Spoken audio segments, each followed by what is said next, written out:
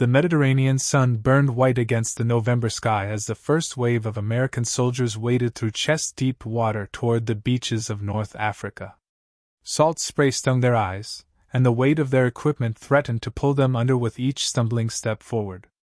Among the chaos of Operation Torch, the shouting officers, the distant thump of artillery, the metallic taste of fear, some men carried wooden crates marked with stenciled red letters, "Secret." Inside those boxes, wrapped in oiled canvas and packed with straw, lay a weapon so crude, so improbable, that many of the officers who'd been briefed on it back in England had openly laughed.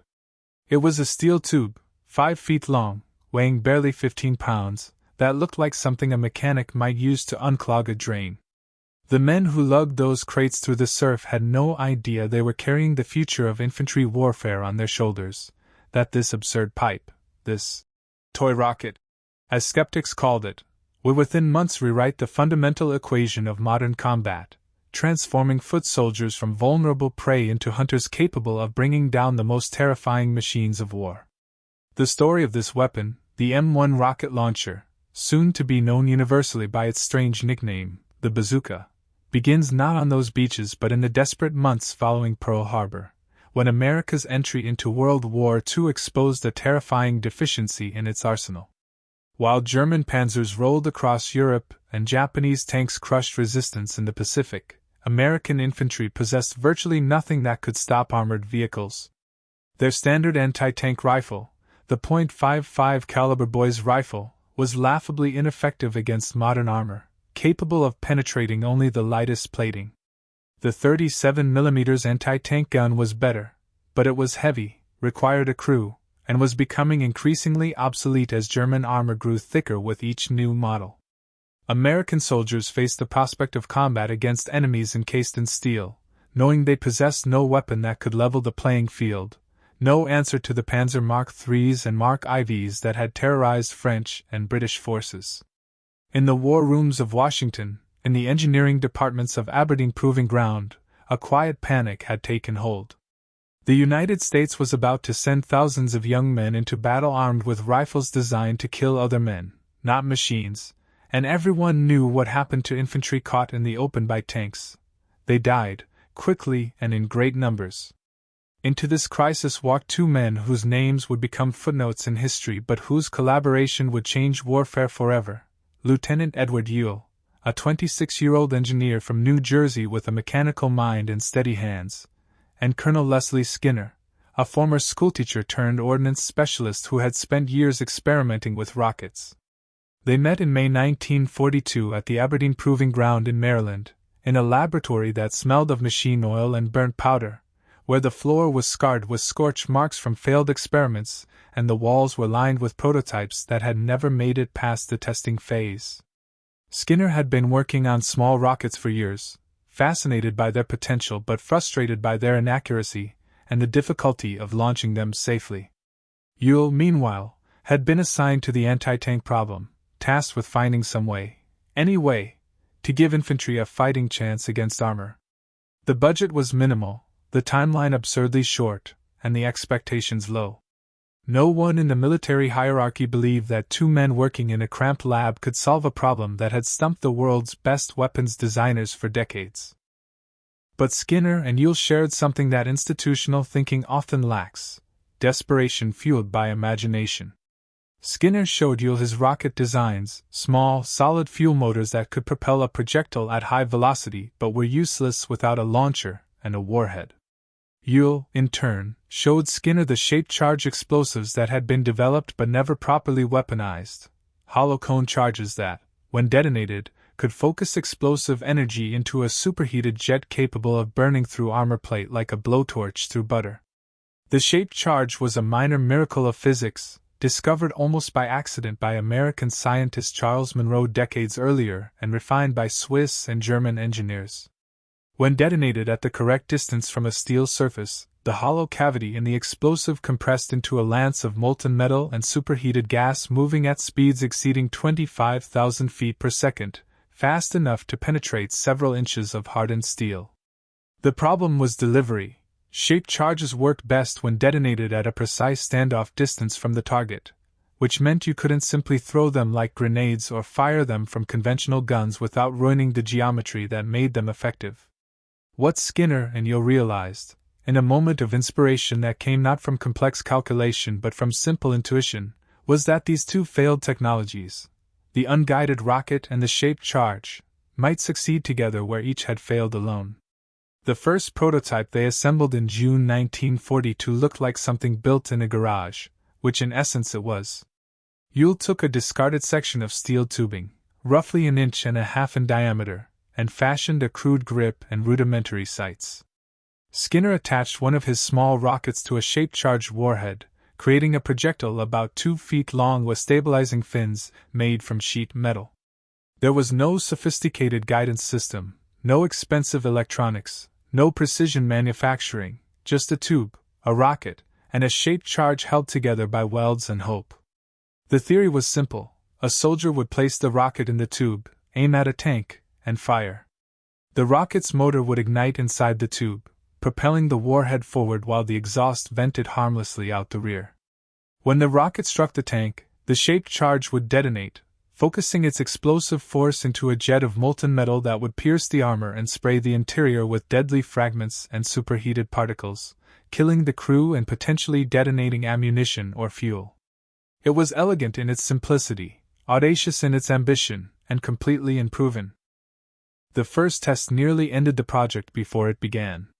On a sweltering June afternoon, with a handful of skeptical observers watching from behind sandbags, Yule positioned himself with the crude launcher on his shoulder, while Skinner loaded the rocket from the rear. The target was a section of armor plate set up 50 yards away, nothing fancy, just a flat piece of steel that represented the side of a tank. Yule steadied his breathing, aligned the makeshift sights, and squeezed the crude trigger mechanism. What happened next occurred in less than a second but felt, to those watching, like a slow-motion revelation.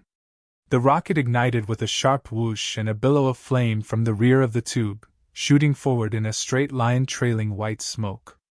It struck the armor plate dead center with a sharp crack that echoed across the firing range. When the observers emerged from cover and approached the target, they found a hole punched clean through the steel, a perfectly circular perforation surrounded by scorched metal and streaks of molten material. The shaped charge had worked exactly as theory predicted, and the rocket had delivered it accurately enough to hit a man-sized target from 50 yards away. More remarkably, Yule was uninjured despite the fact that he just fired a rocket motor inches from his face. The open breech design and rear exhaust venting had worked, dissipating the back blast harmlessly behind him. But successful tests at a firing range and battlefield effectiveness are separated by an ocean of practical problems, and Yule and Skinner discovered them quickly. The crude prototype was far too fragile for combat use. The thin steel tube dented easily, the electrical firing mechanism was unreliable, and the sights were barely functional.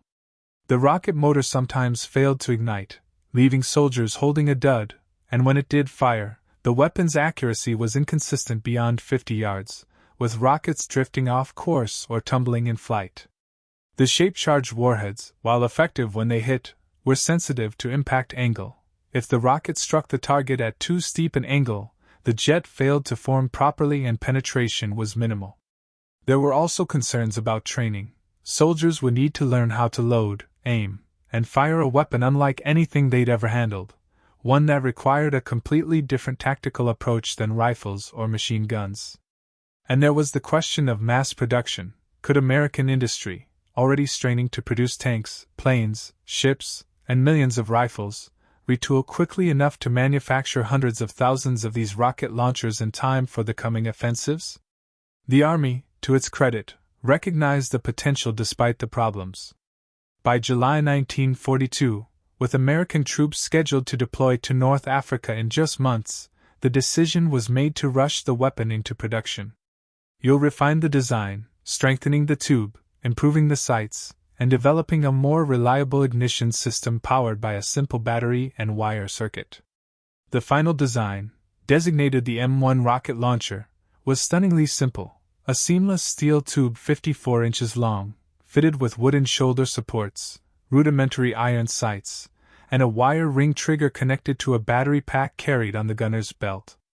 The rocket projectiles, designated M6, consisted of a shape-charged warhead mounted on a solid fuel motor with folding stabilizer fins.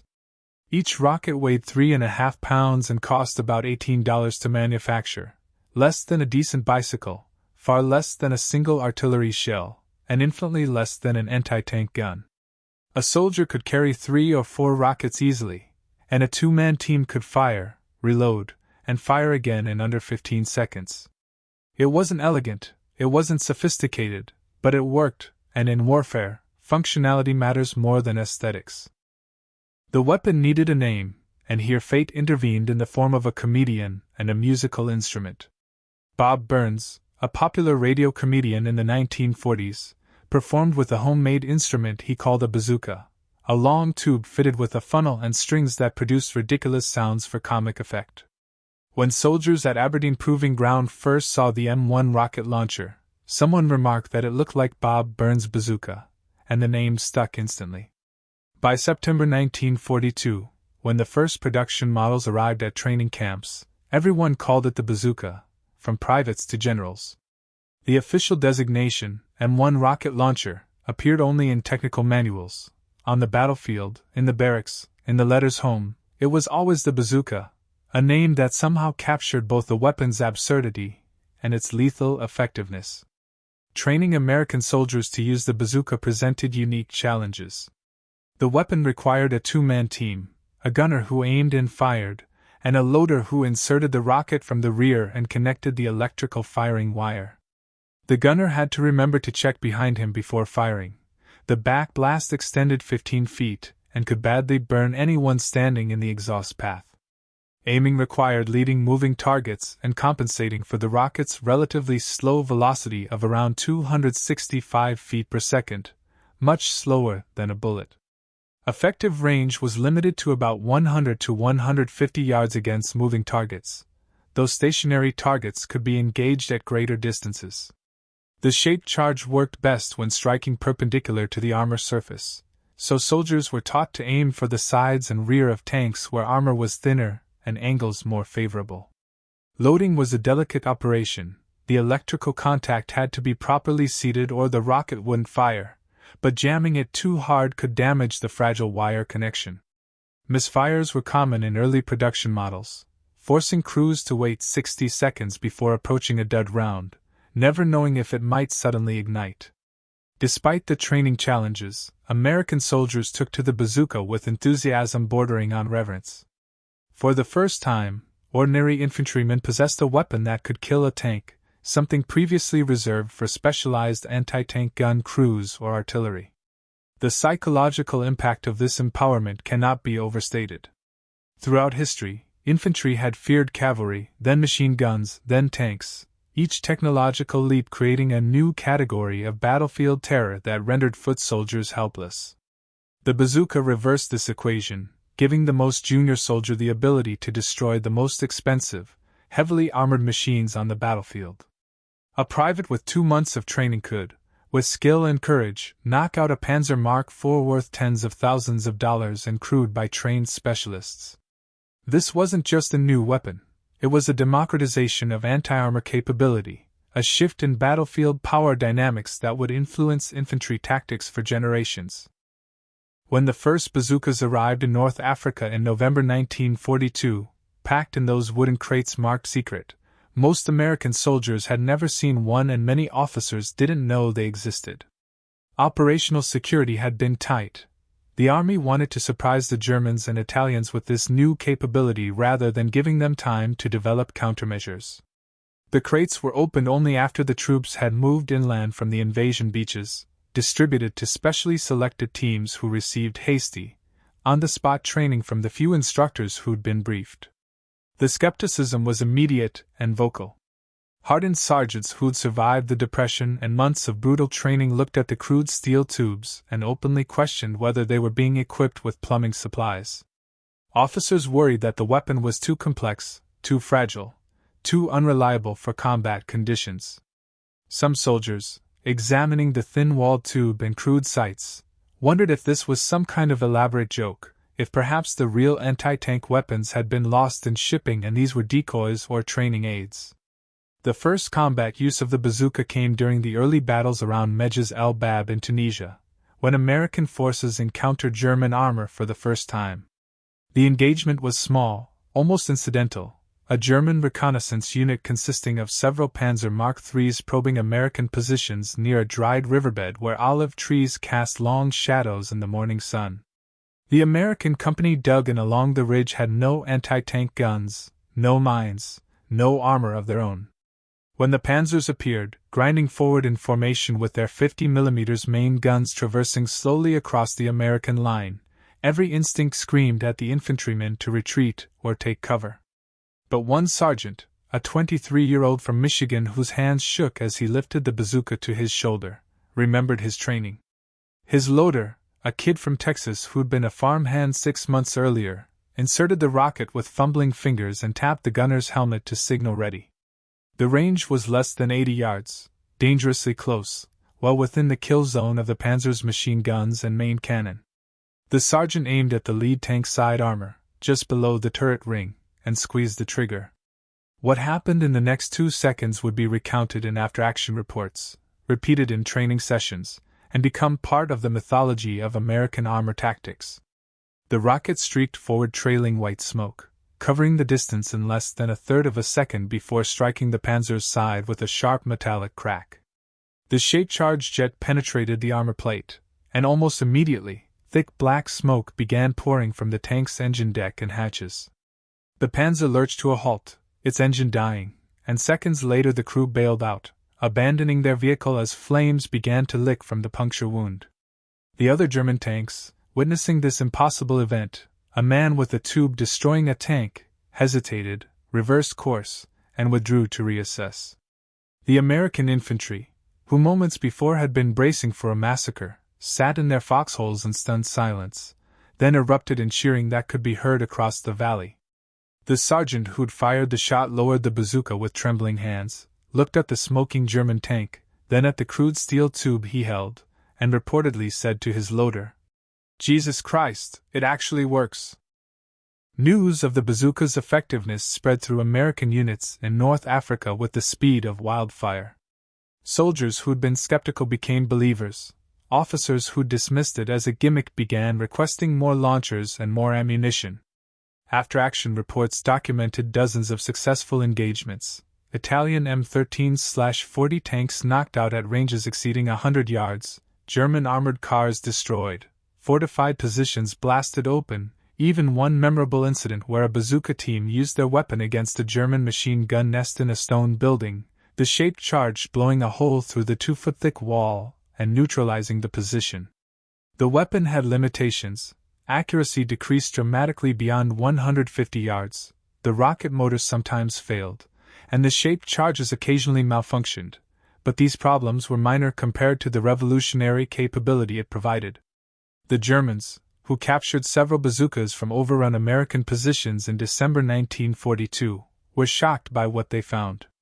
German intelligence officers examining the weapon couldn't believe the crude simplicity of its design, the minimal manufacturing required, the astonishingly low cost. German engineers, who had been working on their own recoilless anti-tank weapons with limited success, immediately recognized that the Americans had solved the problem with elegant simplicity. A captured German officer, interrogated about the bazooka, reportedly expressed genuine admiration mixed with dismay, saying that the weapon represented exactly the kind of practical, mass-producible innovation that American industry excelled at: simple, effective, and able to be manufactured by the thousands. Within weeks, Hitler himself had been briefed on the captured American rocket launchers and ordered German engineers to develop a similar weapon immediately. The result would be the Panzerschreck, a larger, more powerful but also heavier copy of the bazooka that German forces would deploy starting in late 1943. As American forces pushed deeper into Tunisia through the winter of 1942-43, the bazooka evolved from novelty to standard infantry equipment. Production in the United States accelerated, with contracts awarded to multiple manufacturers including General Electric and Cheney Bigelow Wire Works. By early 1943, bazookas were being produced at a rate of thousands per month, far exceeding initial estimates. The M6 rocket was refined and improved, with better quality control reducing misfire rates and improved shape charge geometry increasing penetration. Soldiers developed tactics and techniques that weren't in any manual. Ambush positions specifically designed for bazooka teams, hit-and-run attacks where teams would fire and immediately relocate before enemy artillery could respond, coordinated assaults where multiple bazooka teams engaged a single tank from different angles to ensure a kill. The weapon became integral to infantry squad tactics in a way no one had anticipated, not just as anti-tank defense but as a general-purpose assault weapon effective against bunkers, fortifications, and even personnel when the situation demanded. The evolution from the M1 to the M1A1 and then the M9 rocket launcher reflected battlefield lessons learned through blood and experience. The M1A1, introduced in early 1943, featured improved sights and a better shoulder rest, addressing complaints that prolonged aiming caused fatigue. But it was the M9, introduced in mid-1943, that represented a significant redesign. The M9 replaced the battery-powered electrical ignition system with a magneto generator, a squeeze-trigger mechanism that created the electrical spark mechanically, eliminating the need for batteries that could fail in combat. The M9 was also slightly shorter and lighter while maintaining the same capability, making it easier to maneuver in tight spaces like urban combat or jungle warfare. These incremental improvements, each addressing specific soldier feedback, transformed the bazooka from a promising prototype into a mature weapons system. In the Pacific Theater, American Marines and Army infantry fighting in jungle conditions found the bazooka equally invaluable, though for different reasons than in North Africa. Japanese tanks, lighter and more thinly armored than their German counterparts, were extremely vulnerable to bazooka fire. But more importantly, the weapon proved devastatingly effective against Japanese fortifications. The caves, bunkers, and reinforced positions that Japanese forces constructed on islands like Tarawa, Saipan, and Iwo Jima, positions that could withstand artillery bombardment and flamethrower attacks, were vulnerable to the shape-charged armor-penetrating capabilities. Bazooka teams would approach these positions under covering fire and place rockets into firing slits and cave mouths, the shape-charged jet penetrating deep into the fortification and killing everyone inside. In the brutal close-quarters combat that characterized Pacific Island battles, the bazooka became as important as the rifle or grenade, a tool for cracking open fortified positions that would otherwise require days of artillery bombardment or suicidal frontal assaults. The moral and psychological dimensions of the bazooka's deployment reveal the complex relationship between technology and warfare. On one hand, the weapon undeniably saved American lives by giving infantry an effective defense against armor and fortifications, reducing the need for soldiers to assault tanks with explosives or rely on vulnerable anti-tank gun crews. The psychological comfort of possessing a tank-killing capability cannot be overstated. Soldiers who knew they carried bazookas fought with greater confidence, knowing they weren't helpless against enemy armor. But the weapon also accelerated the brutal efficiency of modern warfare, making it easier to kill not just enemy soldiers but also civilians caught in the wrong place. The shape-charged indiscriminate lethality, its ability to turn stone buildings into death traps, to burn through walls and kill anyone on the other side, meant that urban combat became even more devastating. Soldiers who used bazookas against fortified positions sometimes discovered, after the fact, that they'd killed not just enemy combatants but also civilians sheltering in buildings, medical personnel in aid stations, or prisoners held in what had appeared to be bunkers. The weapon's simplicity made it easy to use, but that same simplicity eliminated the deliberation that more complex weapons required, making split-second decisions, fire or don't fire, more frequent and more consequential. By 1944, as Allied forces prepared for the invasion of Normandy, the bazooka had become a standard item in American infantry equipment tables. Each infantry company possessed multiple bazooka teams, and every soldier received at least basic familiarization training. Production had reached such levels that bazookas were being supplied not just to American forces but also to British Commonwealth units and Free French forces under Lend-Lease agreements. The British, who'd initially been skeptical of American weapons technology, became enthusiastic users, officially designating it the projector, infantry, anti-tank, but universally calling it by its American nickname. Soviet forces, always interested in anything that killed German tanks, requested samples through Lend-Lease channels and immediately began developing their own copies, which would eventually evolve into the RPG series of weapons still in use today. The D-Day invasion on June 6, 1944, saw bazookas deployed in their largest operation to date. American paratroopers jumping behind German lines carried disassembled bazookas in their drop bags, prioritizing the weapon over many other items because of its versatility. When scattered paratroopers assembled in the chaos of the Normandy night, bazooka teams formed the core of impromptu defensive positions, knowing that German armor would inevitably counterattack come morning. On the beaches, infantry wading through surf carried bazookas in waterproof bags, bringing them ashore in the first wave despite the weapon's bulk and weight. The decision to prioritize bazookas in the assault waves reflected how thoroughly the weapon had been integrated into American tactical doctrine. It was no longer considered specialized equipment but rather as essential as rifles and machine guns. Throughout the Normandy campaign, as American forces fought through the hedgerows of Bocage country, bazooka teams became invaluable for reducing fortified positions hidden in the dense terrain.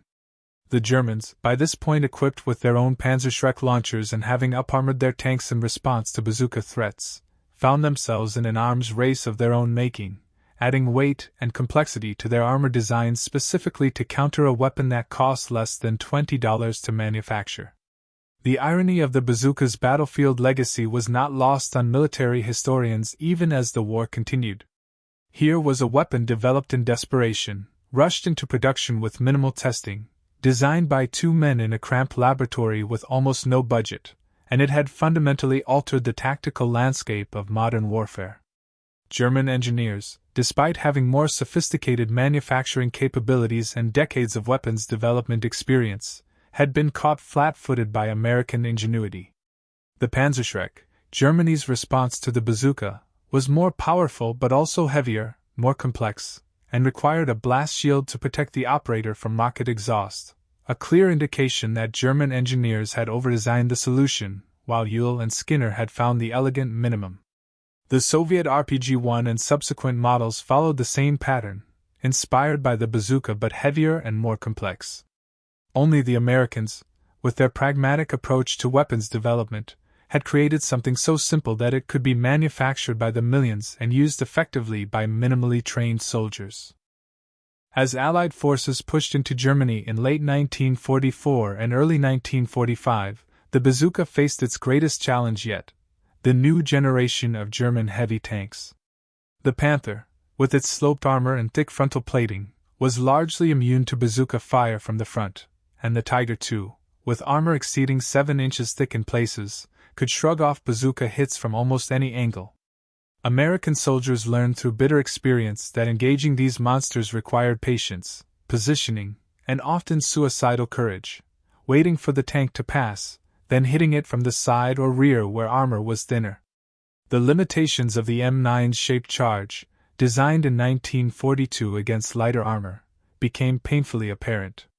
Multiple hits were sometimes required to disable a Panther, and Tigers could absorb several bazooka strikes without catastrophic damage. This recognition led to the development of the M20 Super Bazooka, a larger 3.5-inch launcher with more powerful rockets, but it wouldn't reach troops until after the war in Europe ended. The psychological impact of the bazooka extended beyond its users to those who faced it. German soldiers, particularly tank crews, developed a deep respect bordering on fear for the weapon. Tank commanders knew that every destroyed building, every tree line, every hedgerow might conceal an American soldier with a bazooka, and that knowledge influenced their tactics and movements. German tanks began operating with infantry support specifically to clear bazooka teams, refused to enter urban areas without extensive reconnaissance, and modified their tactical doctrine to account for the threat. This psychological effect, forcing an enemy to change their entire approach to combat, represents perhaps the bazooka's most significant strategic contribution. It wasn't just about the tanks destroyed or the positions reduced. It was about making armored warfare more cautious, more expensive, more complex, and ultimately less effective. The human stories behind the Bazooka's battlefield use reveal both heroism and tragedy. There was the Bazooka team on Iwo Jima who held a crater against repeated Japanese counterattacks for 16 hours, destroying 3 tanks and 2 bunkers before being overrun. The sergeant in the Ardennes who disabled a Tiger tank by shooting out its track from 10 yards away, then was killed by machine gun fire before he could retreat. The Marine on Okinawa who used his last rocket to seal a cave entrance, trapping 60 Japanese soldiers inside rather than allowing them to execute a suicidal charge against American lines. These stories, multiplied thousands of times across every theater of the war, illustrate how a simple weapon in the hands of determined soldiers becomes something far greater than the sum of its mechanical parts. It becomes a tool of will, of courage, of desperation. By May 1945, when Germany surrendered, the American military had produced approximately 476,000 bazookas of all models and approximately 15 million rockets. The cost in materials was minimal, less than $20 million for all the launchers combined, roughly the cost of a single battleship. The return on that investment was incalculable: thousands of enemy tanks destroyed, countless fortified positions reduced, and immeasurable tactical flexibility provided to infantry forces across the globe. The weapon had proven so successful that it remained in American service through the Korean War and beyond, with improved models serving into the 1960s before being replaced by more sophisticated guided missile systems. But even as technology advanced, the fundamental principle that Ewell and Skinner had discovered, that a simple rocket with a shape-charged warhead could give infantry anti-armor capability, remained the foundation of every shoulder-fired anti-tank weapon developed since. The bazooka's influence extended far beyond American forces. Every major military in the world studied it, copied it, or developed their own variations. The Soviet RPG series, which would become ubiquitous in Cold War conflicts, traced its lineage directly to captured bazookas examined by Soviet engineers in 1943. The Chinese, the British, the French, all developed their own versions, each adding national variations but adhering to the basic concept. Even today, modern anti-tank weapons like the Swedish AT-4, the Russian RPG-7, and countless other systems owe their conceptual foundation to those first crude prototypes that Ewell and Skinner tested on a Maryland firing range in the desperate summer of 1942. The story of the bazooka encapsulates several profound truths about warfare and human ingenuity. First, that desperation drives innovation in ways that comfortable academic research rarely does. Ewell and Skinner succeeded where better-funded, more prestigious programs failed because they had to succeed, because American soldiers were about to face German tanks without adequate weapons, and because failure meant not just professional embarrassment but actual deaths. Second, that simple solutions often outperform complex ones. The bazooka worked not despite its crudeness but because of it, because every component was reduced to its essential function with no wasted complexity.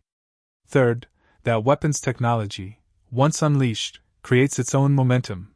The bazooka triggered an arms race in anti-tank weapons that continues today, with each new missile system slightly more sophisticated, slightly more expensive, but still fundamentally based on the same principle of a shape-charged warhead delivered by a rocket motor. There's also a darker truth embedded in the bazooka's history, that weapons designed for defense inevitably become tools of offense. That technology created to protect soldiers ends up making warfare more efficient, and thus more deadly. The bazooka was conceived as a defensive weapon to protect American infantry from German tanks, but it quickly became an offensive tool used to blast through fortifications, destroy buildings, and kill anyone unfortunate enough to be on the receiving end.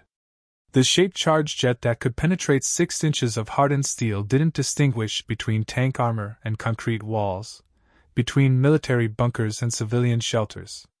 Soldiers carrying bazookas in urban combat faced moral decisions that earlier generations of infantry never encountered: to fire or not fire when the target might contain civilians, to destroy a building to eliminate snipers while knowing families might be hiding in the basement, to use overwhelming firepower because it was available and effective rather than risking lives in more discriminating but more dangerous close combat.